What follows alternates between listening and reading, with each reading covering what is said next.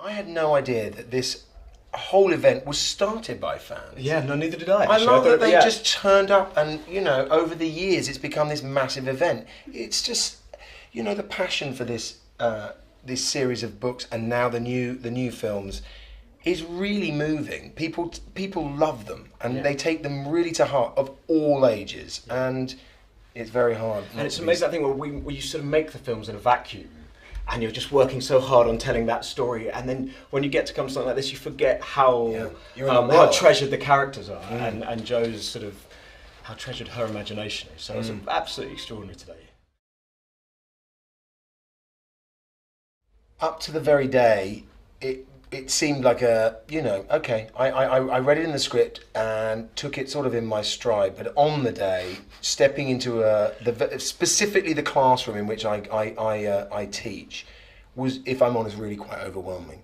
And the students who I was teaching were far more sort of calm and seemingly on top of it than I was. So I had proper sort of first day nerves as a teacher, which I hope you don't see in the film.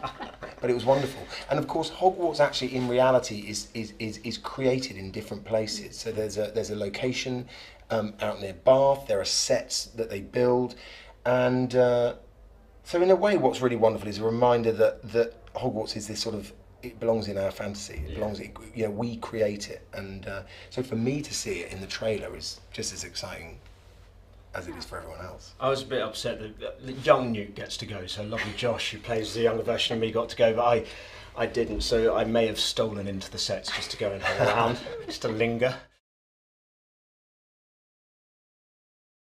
Well, I was very lucky in that Joe Rowling and David Yates, our director, were incredibly generous in making sure I knew that that there's a long journey for this man to go on before he becomes the Dumbledore that we all know and love from the Harry Potter films.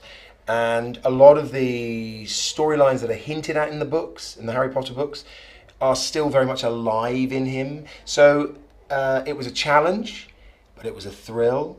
And as I think the reason everyone loves Dumbledore is because of his kind of, you know, mercurial and mischievous and humorous approach to life, and so those are elements of a character that is for an actor really rewarding, to play. He's so good.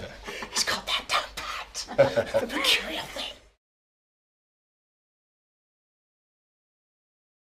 And you had quite a. I mean, you see moments that he didn't really fit in then, in the way that he hasn't really ever sort of fitted in. But I think Dumbledore saw in him the fact that he's his own person and he's a passionate kid, and they kind of bond over that, really. But you certainly the glimpses you get of Newt in Hogwarts in this film, he's certainly the outsider that you know, and he still has his passion for his creatures.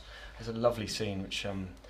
With the young, am I allowed to talk about it? Young Newt and young Lita. The beginning of it's lovely. You suddenly see how it germinated. This young student with these little creatures in bottles, and you suddenly realise that, of course, that passion was there when he was a child.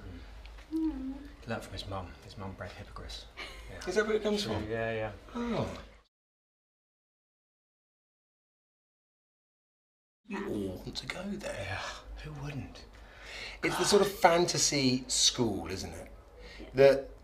Down to the food they sell on the train. Totally. I mean, I want to just go to the school so I can buy chocolate frogs. No, and just hang out on the train. Yeah. The train journey looks such fun. You never know who you're going to bump into. And then the breakfasts. Yeah. The magical breakfast with the floating candles. Beautiful countryside. Escher staircases that do that. Yeah. Talking portraits.